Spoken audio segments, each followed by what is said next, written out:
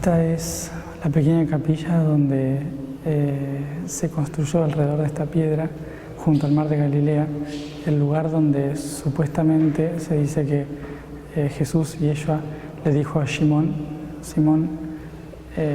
que a partir de aquí cambiaría su nombre por aquel sobre el cual construiría su iglesia. Es decir, le cambió hacia la piedra que construiría su iglesia, Petrus. Entonces Simón pasó a llamarse Pedro, Petrus, la piedra, que en realidad hacía referencia a una piedra muy fuerte, ¿sí?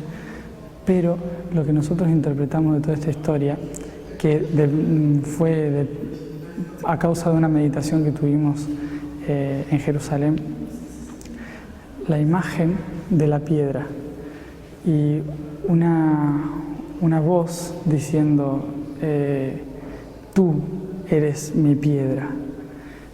Y lo que creemos es que en aquel entonces a lo que se referían esas palabras es que Simón significaba para Yeshua una piedra en el camino, una piedra sobre la cual él tenía que construir realmente una torre de conocimiento, un faro de luz. Y hablando con Diego, lo que vimos es que esa torre, ese faro de luz que debía construirse sobre esa piedra, era Migdal, es decir, María Magdalena. Entonces, hay una representación que nos ha llevado hasta el día de hoy a una imagen de Pedro como la persona sobre la cual se construyó toda la idea de Jesús, cuando en realidad sobre Pedro se construyó toda la imagen de lo que Jesús no quería, que es lo que surgió a partir del Vaticano, lo que surgió a partir de la primera piedra que se depositó en Roma. Esa es una de las imágenes que han nacido desde este territorio,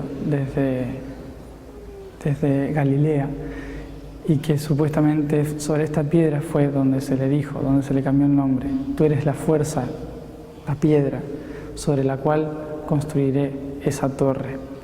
No era una torre física, sino que era una torre de luz.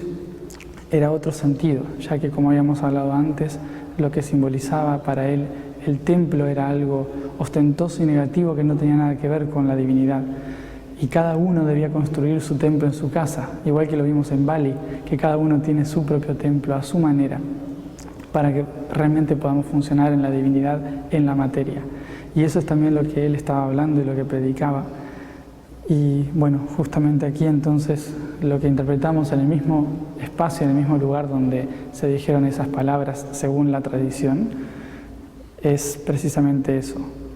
Simón representó para la antigua tradición la piedra sobre la cual se debía construir esa torre de luz.